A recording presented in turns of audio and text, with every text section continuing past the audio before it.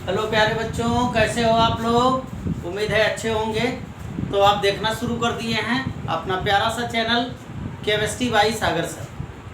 तो इसमें हम लोग देख रहे थे, सॉलिड स्टेट देख रहे थे, और सॉलिड स्टेट में हम लोग इसके पहले के लेक्चर में देख चुके हैं। उसमें आज आपको बताते हैं रैंक ऑफ यूनिट सेल। हालांकि यूनिट सेल का रैंक क्या होता है ये मैं आपको हमारे तीसरे वीडियो में, सॉलिड स्टेट के तीसरे वीडियो में इसके बारे में ब्रीफ में आप समझ जाएंगे कि unit cell, types of unit cell में। लेकिन इसकी रैंक, वहां पे मैं रैंक का हिंट आपको दिया था, रैंक किसे कहते हैं। लेकिन अब रैंक के बारे में आप इसको समझ लीजिए, क्योंकि कभी कभी आपके एग्जाम में डायरेक्ट पूछ दिया जाता है कि रैंक क्या है किस सेल का। जैसे आपसे पूछ दिया गया simple cubic unit cell, face centred unit cell, body centred unit cell, unit end centred unit cell या हेक्सागोनल यूनिट सेल का रैंक पूछ दिया गया, डायरेक्ट रैंक। तो ये रैंक ज्यादा हद तक सॉलिड स्टेट के चैप्टर में रैंक आपको पता होना चाहिए, आपको याद होना चाहिए कि किस सेल का रैंक कितना होता है। तो अब आप देखते हैं, तो इसमें सबसे पहले हम देखते हैं, सबसे पहला सिंपल क्यूबिक यूनिट जो होती है, सिंपल क्यूबिक यूनिट सेल जो है, इसका रैंक अब आपको दिखाते हैं कि इसका रैंक कैसे निकालिएगा। आपको पता है कि सिंपल क्यूबिक यूनिट कैसे होती है। सबसे पहले क्यूब बनाइए, क्यूब बनाइए। अब ये क्यूब आपका बन गया, आपको पता है कि सिंपल क्यूबिक यूनिट सेल जो होती है इसे प्रिमिटिव यूनिट सेल भी कहते हैं। अब इस पे एटम कहां पे होते हैं, इसके कार्नर पे होते हैं, सभी कार्नर पे। सिंपल क्यूबिक यूनिट सेल में एटम केवल कहां होते हैं, कार्नर पे हुआ करते हैं। और जब एटम कार्नर पे रहेंगे तो आपको पता है कि इस कार्नर, इस कार्नर, इस कार्नर, सभी कार्नर पे एटम है, सभी कार्नर पे। और आपको पता है कि इसके कि क्यूब में कितने कार्नर होते हैं, 1 2 3 4 5 6 7 8, कुल 8 कार्नर होते हैं। इसका मतलब 8 कार्नर पे एटम है।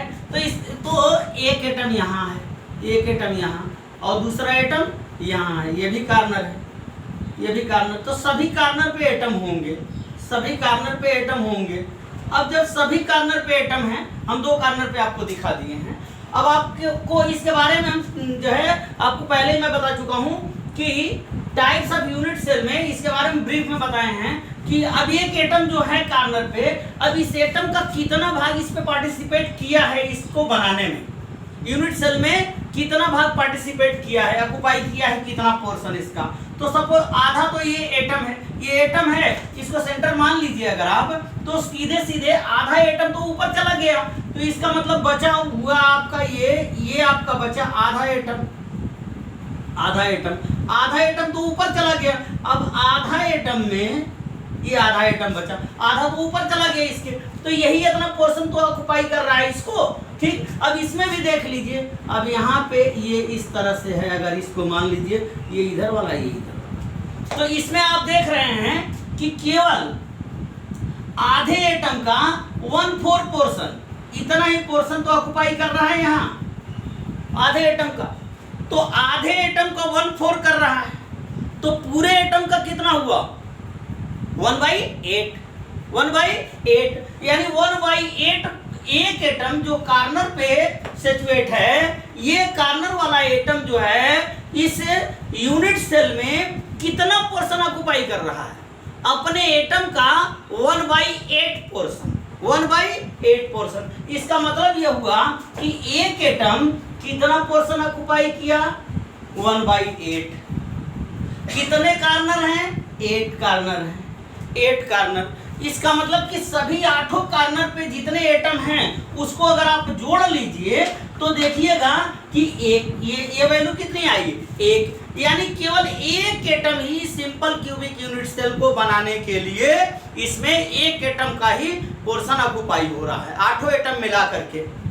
तो इसका मतलब कि इसका रैंक कितना निकल के आया, ये आपका कहलाता है, क्या कहलाएगा, रैंक कहलाएगा। यानी सिंपल क्यूबिक यूनिट सेल का रैंक कितना निकल के आया, 1। तो ये आपको याद रहना चाहिए। सुन लीजिए फिर से, कहीं कंफ्यूजन ना होने पावे, जरा सा कंफ्यूजन हो तो थोड़ा सा ध्यान दीजिए, समझ में आ जाएगा। कि सिंपल क्यूबिक यूनिट सेल पे एटम कहाँ होते हैं, सभी कार्नर पे, सभी कार्नर पे। इस पॉइंट को ध्यान से देखिएगा, अगर नहीं समझ में आएगा तीसरा लेक्चर जरूर देख लीजिएगा सॉलिड स्टेट। तो ये एटम है, एटम का आधा पोर्शन, यहाँ से आधा पोर्शन एटम का ऑक्युपाई किया। अब इस आधे एटम का अगर आप देख लीजिए, इसको अगर 4 भाग यहाँ से कीजिए तो केवल 1/4 ही तो ऑक्युपाई किया इसके अंदर, और जो आधे एटम का 1/4 किया 1/4, तो पूरे एटम का 1/8 हुआ। तो इस तरह से कितने कार्नर, 8 कार्नर, 8 कार्नर, और एक एटम का पार्टिसिपेशन 1/8, तो कितना आया टोटल, यानी 8 कार्नर पे कितना एटम हुआ, 1। तो इसका रैंक कितना निकल के आया, 1। सिंपल क्यूबिक यूनिट सेल का रैंक कितना हुआ करता है, 1 हुआ करता है। तो दूसरा आप देखिए फेस सेंटर्ड, दूसरा फेस सेंटर्ड। अब फेस सेंटर्ड में आप कैसे निकालिएगा, face centred cubic unit cell, centred cubic unit cell. अब इसके लिए आपको पता है, पहले आप एक क्यूब बनाइए, क्यूब बनाइए।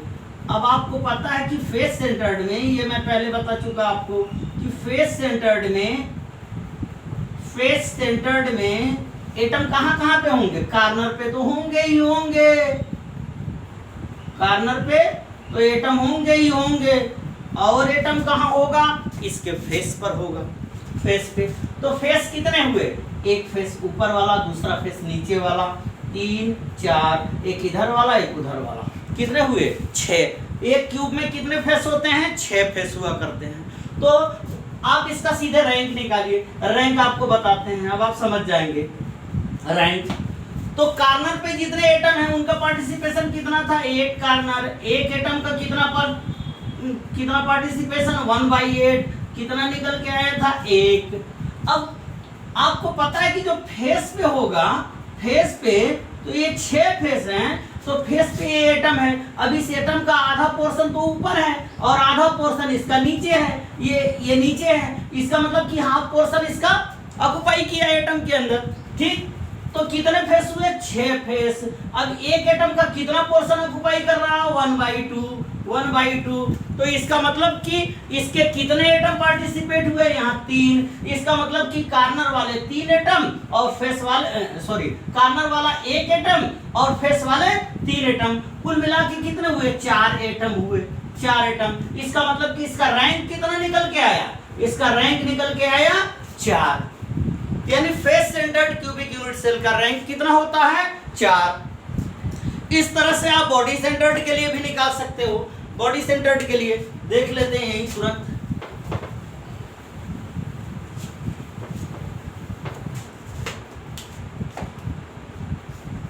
तीसरा body centred cubic unit cell का रैंक आपको निकालना है। सबसे पहला काम क्यूब बनाइए। क्यूब आप तुरंत बनाइएगा, बनाते चलिएगा तो तुरंत आपको प्रैक्टिस भी रहेगा, इसलिए आप बार बार इसको बनाया कीजिए। क्यूब बना। अब बॉडी सेंटर्ड यूनिट सेल है, तो इसका मतलब कि बॉडी सेंटर्ड में ये कार्नर पे तो एटम होंगे ही होंगे, सभी कार्नर पे एटम होंगे, और एक एटम इसकी बॉडी में होगा, और बॉडी में जो एटम होगा वो पूरी तरह से, बॉडी आपको बताए थे कि क्यूब की बॉडी कि आप जिस कमरे में हैं उसमें देखिए, एक कार्नर को ले लीजिए, उसका नीचे वाला और दूसरे कार्नर का ऊपर वाला, उसके बीच का जो सेंटर हुआ, कमरे का जो सेंटर हुआ, वही तो क्या कहलाएगा, बॉडी सेंटर कहलाएगा। उसी तरह से इसका बॉडी सेंटर ये हुआ। तो इसका मतलब कार्नर वाले एटम का, अब इसका रैंक सीधे रैंक के तरफ जाते हैं। रैंक कैसे निकालिएगा आप इसका, कार्नर कितने थे, 8। एक एटम जो कार्नर पे था उसका कितना पोर्शन ऑक्युपाई हो रहा था, 1/8, कितना निकल के आया था, 1। और बॉडी में कितना था, बॉडी में कितने एटम है, 1, और ये एटम पूरी तरह से इसके अंदर ऑक्युपाई किया है। इसका मतलब कि एक एटम तो इसकी बॉडी में हो गया, यानी ये हो गए कार्नर के यहाँ भी चाहे तो आप लिख सकते हैं कार्नर का, और ये हुआ किसका, फेस का, फेस। तो कार्नर के एटम ये हो गए, और ये हो गया बॉडी का, बॉडी का। तो ये हुआ एक, यानी कुल मिला के कितना आया, 2। इसका मतलब कि इसका रैंक कितना निकल के आया, 2, 2 बॉडी सेंटर्ड के लिए। ठीक, अब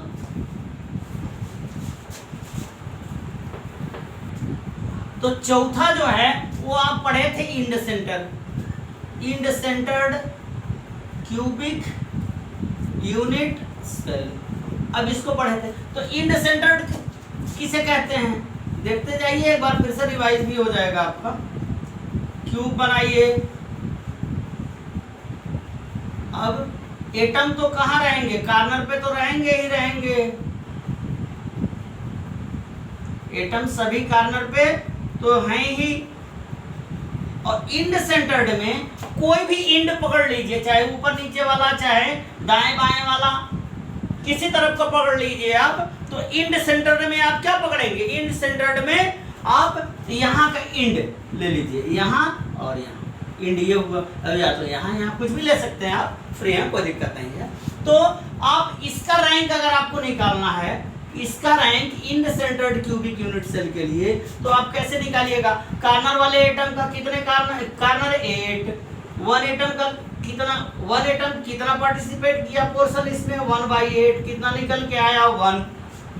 अब चूंकि इंड है तो इंड का मतलब एक एटम यहाँ, एक एटम यहाँ, तो आधा पोर्शन में अभी मैं आपको बताया कि ये इंड है, यहाँ पे एटम, ये एटम बाहर है, ये अंदर वाला एटम, यानी कितना पोर्शन ऑक्युपाई किया, हाफ, 1/2, 1/2। तो एक यहाँ और एक यहाँ, यानी कितने इंड पे कितने एटम हुए, 2 × 1/2, 1/2। ये कितना निकल के आया, 1। इसका मतलब कि इसका रैंक भी कितना निकल के आया, 2। रैंक कितना आया, 2। तो इस तरह से आप इंड सेंटर्ड का भी, हाँ एक का जरूर आप याद कर लीजिए, देख लीजिए, एक है हेक्सागोनल का, hexagonal unit cell, unit cell. Hexagonal unit cell के लिए आपको मैं अलग से बताया था कि हेक्सागोनल यूनिट सेल क्या होती है। अब हेक्सागोनल यूनिट सेल के लिए थोड़ा सा इसका टिपिकल है, आप फिर वही चीज बताता हूं, तीसरे लेक्चर में देख लीजिएगा, समझ में आ जाएगा। सॉरी लाइट चली गई थी, तो चलिए, तो हेक्सागोनल यूनिट सेल जो है, हेक्सागोनल यूनिट सेल आपको मैं बताया था कि ये हेक्सागोनल यूनिट है,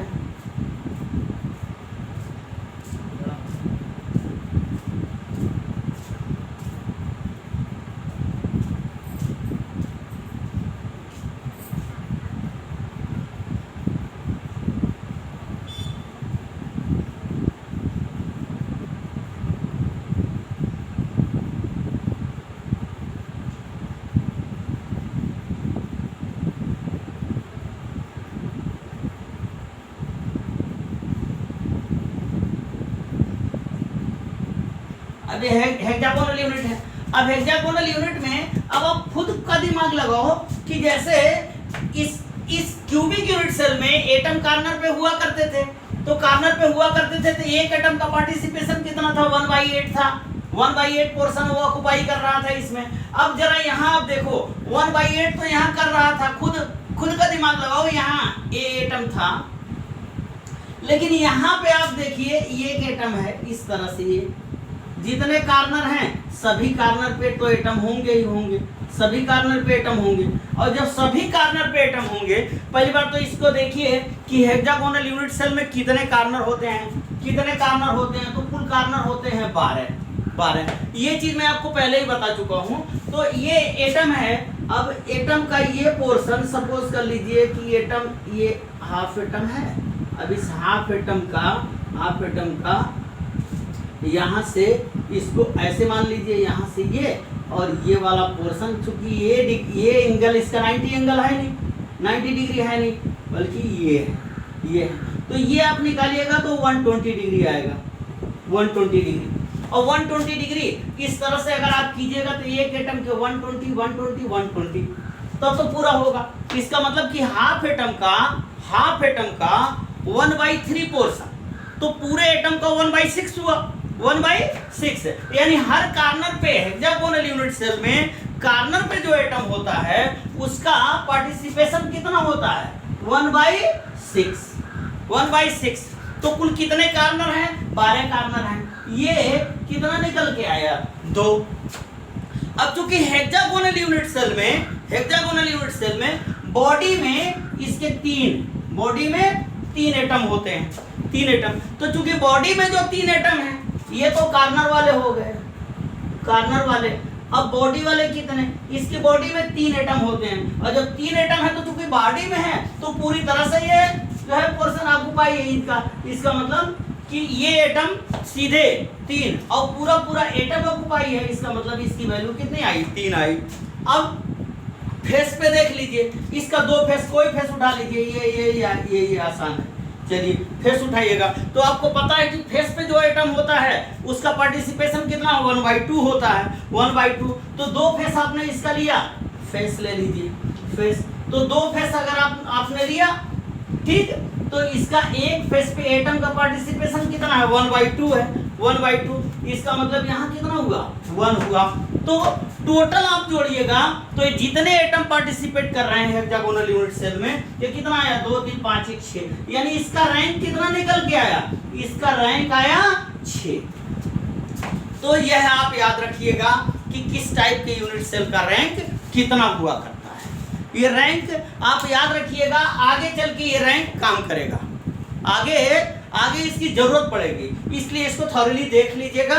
आपको मैं पहले ही बता चुका हूं, ज्यादा इसकी ब्रीफ में देखना हो इसके बारे में तो आप जो है हमारा है सॉलिड स्टेट का लेक्चर नंबर 3 देख लीजिएगा, ठीक। तो आप अब ये देख लिए किसी भी सेल का, यूनिट सेल का रैंक क्या है, तो रैंक आप हमेशा याद रखिएगा, ठीक है। तो इसके आगे लेक्चर में मिलते हैं हम लोग, ठीक, तब तक पढ़ते रहिए।